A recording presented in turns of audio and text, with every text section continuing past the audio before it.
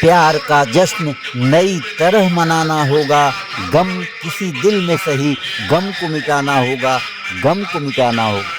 नमस्कार दोस्तों, आप देख रहे हैं साथी चैनल, जहां शब्द सिर्फ सुने नहीं जाते, साथ चलते हैं। 14 जनवरी पद्मश्री कैफी आजमी की जयंती है, जिन्होंने शायरी को महफिलों से निकालकर आम की जिंदगी से जोड़ा। कैफी आजमी एक शायर नहीं, एक ज़मीर थे। उनकी 107वीं जयंती पर आजमगढ़ के मिजवा गांव से ऐसा लम्हा आपके साथ साझा कर रहे हैं जो कल को आज से जोड़ता है। 22 नवंबर 2025 को शौकत कैफी की पुण्यतिथि पर उनकी पुत्री अभिनेत्री शबाना आजमी ने अपने पिता कैफी साहब की नज्म औरत का एक अंतरा बेहद भावुक संदर्भ में साझा किया। हम उसी पल को याद कर रहे हैं।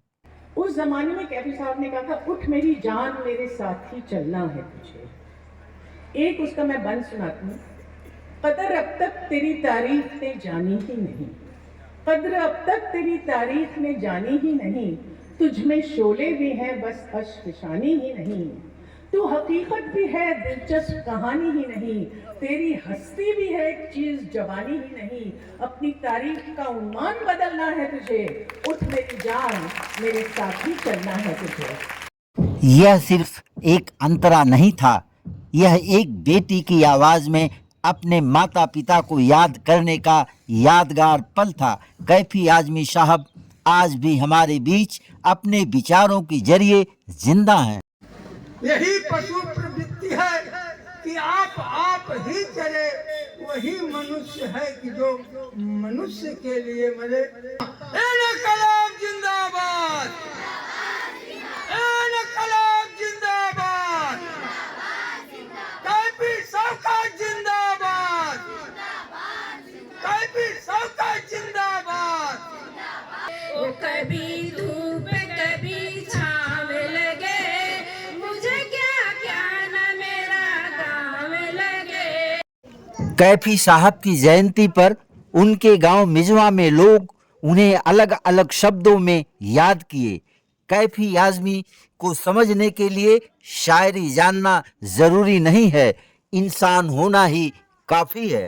कैफी आजमी साहब की जयंती के अवसर पर एकत्रित हुए हैं, जिनकी लेखनी ने शब्दों को केवल सौंदर्य नहीं बल्कि समाज की चेतना प्रदान की। कैफी आजमी साहब को याद करना दरअसल इंसानियत, बराबरी और साहस को याद करना है।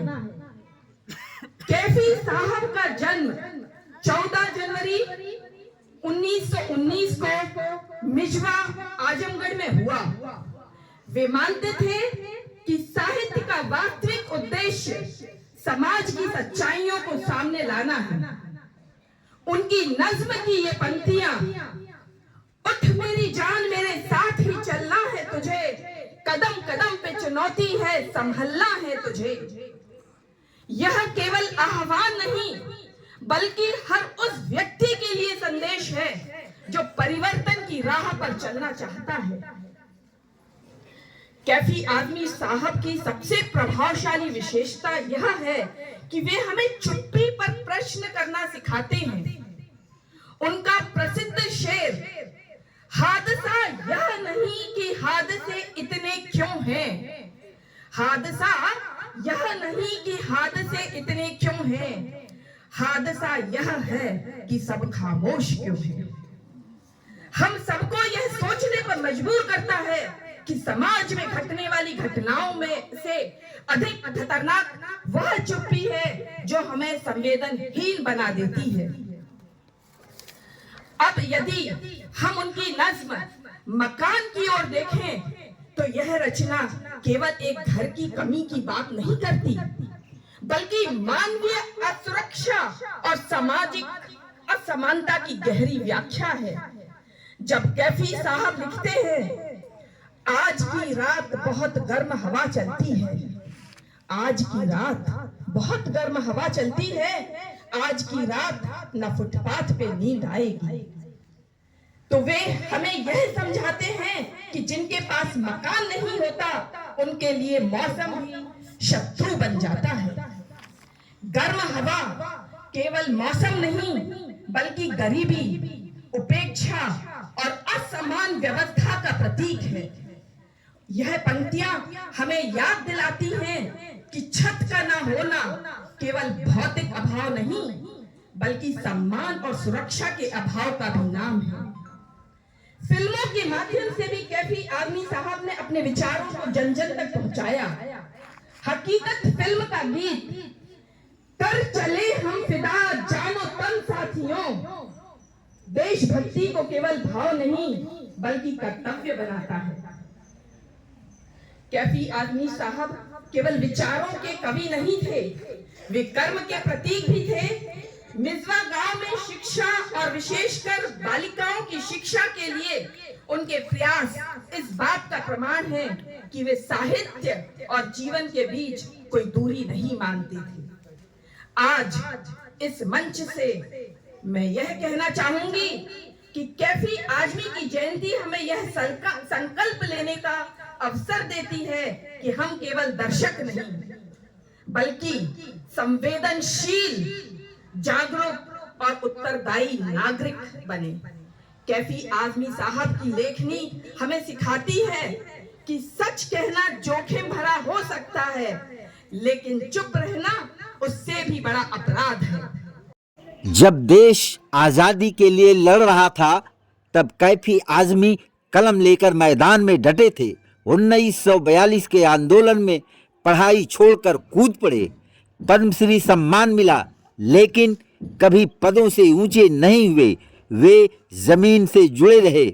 शायद यही उनकी सबसे बड़ी खासियत थी जिन्हें आज गूगल ने डूडल बनाया। इस्तेमाल किया होगा तो हर साल गूगल कैफी साहब की जन्म दिन को एक डूडल बनाता है। डूडल आपने अगर इंटरनेट सर्फ करते होंगे, गूगल इस्तेमाल करते हैं तो आप देखेंगे कि कैफी साहब के जन्मदिन के उपलक्ष्य में गूगल भी सेलिब्रेट करता है। तो इतने मशहूर है। साथ ही आज की अगर हम बात करें तो लखनऊ में कैफी आजमी एकेडमी है, वहां भी आज बहुत भव्य कार्यक्रम चल रहा है। इसके अतिरिक्त मुंबई में और जितने भी अदबी इदारे हैं हिंदुस्तान के अंदर, विदेशों के अंदर, वहां भी आज कैफी साहब का जन्मदिन मनाया जा रहा है। कई लोग बड़े होकर अपने गांव को भूल जाते हैं। कैफी आजमी बड़े होकर अपने गांव आए। उन्होंने अपने गांव को दिया शिक्षा, सोच और सम्मान, जिसकी मिसाल है उनके द्वारा बनाई गई मिजवा वेलफेयर सोसाइटी और बेटियों के लिए स्कूल। मैं 2 से 3 दिन पहले दिल्ली में गई थी। बड़े बड़े मंत्री लोग के साथ हमारा मिलना हुआ। आदरणीय प्रधानमंत्री नरेंद्र मोदी जी के सामने हमें अपने विचार को बोलने का मौका मिला। नरेंद्र मोदी जी के सामने मेरे भी 2 आइडियाज डिस्प्ले हुए। आज मैं इतना कॉन्फिडेंटली आप लोगों के सामने बोल पा रही हूँ तो इसका पूरा का पूरा श्रेय जाता है मेरे पापा को, मेरे स्कूल के टीचर्स को, शबाना बुआ को और कैफी साहब को। कैफी साहब की लाइन थी, कोई तो सुन चुकाए, कोई तो जिम्मा ले, कोई तो सुन चुकाए, कोई तो जिम्मा ले उस इनकलाब का जो आज तक उधार सा है। इस इनकलाब को शबाना बुआ ने बहुत हद तक बदलने का प्रयास किया और आज इस बदलाव का ही नतीजा है कि मिजवा में रहने वाली एक छोटे से गांव की लड़की दिल्ली में भारत मंडपम में राजनाथ सिंह के सामने, आर्मी चीफ के सामने, एयरफोर्स चीफ के सामने अपनी बातों को रखती है। किरण रिजिजू जो बहुत ही बड़े भारत सरकार में मंत्री हैं, नरेंद्र मोदी के सामने अपने वक्तव्य को रखती है। अब हमें इस इनकलाब को, इस बदलाव को आगे लेकर जाना है। मैं भारत के मिजवान से ही लड़की भारत मंडपम में चाहती हूँ। हमारे गांव की ही अदिति दीदी हैं। अदिति दी को फॉरेन में उनकी फिल्म में उत्कृष्ट प्रदर्शन के लिए सम्मानित किया जाना, श्वेता दीदी का फिल्म साइन करना, ये सब इस बात का संकेत है। जैसे कैफी साहब की सोच को शबाना बुआ आगे लेकर आई, शबाना बुआ की सोच को मेरे पापा, सहयोगिता दादी, जयराम बाबा और हमारे गांव के जो बाकी दादी बाबा लोग हैं वो आगे लेकर आए।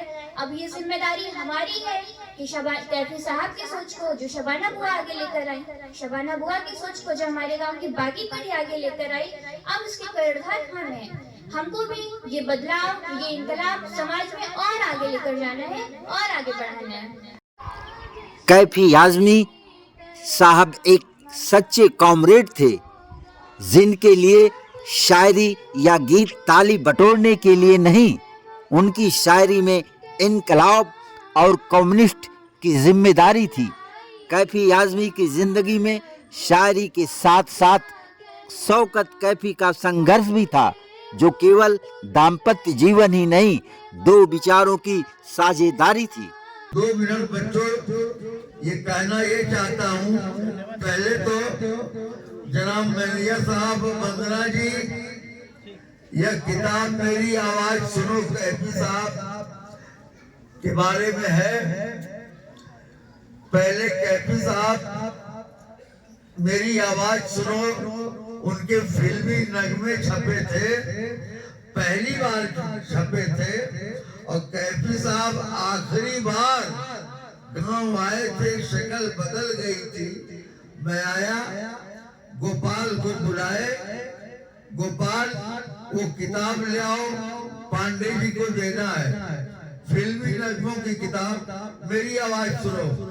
गोपाल ले आए, पता नहीं इनको याद है कि नहीं, और उन्होंने अपने साइन किया उस पर, मेरे बारे में एक आध शब्द लिख करके वो दिया।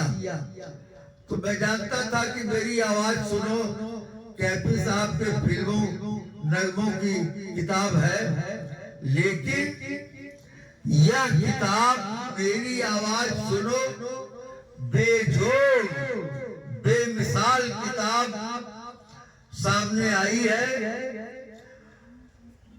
अमरकांत देशमुख पटना के, महाराष्ट्र के, मराठी के बहुत बड़े राइटर हैं, और उन्होंने एक बुक कैफी साहब की शायरी, कैफी साहब की जिंदगी पर लगभग 472-73 पेज की एक किताब है। 3 किताब मेरे पास आई, और मैं 2 रोज में सारा काम छोड़ के रात दिन में उस किताब को पढ़ डाला और यहाँ ले आया हूँ। मुझे और कुछ नहीं कहना है। बिजवा के लोगों से कह के थक के हार गया कि याद की रागुजर किताब घर घर में होनी चाहिए, इसको पढ़ डालिए। अभी पूछूं तो बुरा न मानिएगा, कितने अध्यापक अध्यापिका हैं जो याद की रागुजर किताब न पढ़ी होगी, जिस किताब को शौकत कैफी ने लिखा है।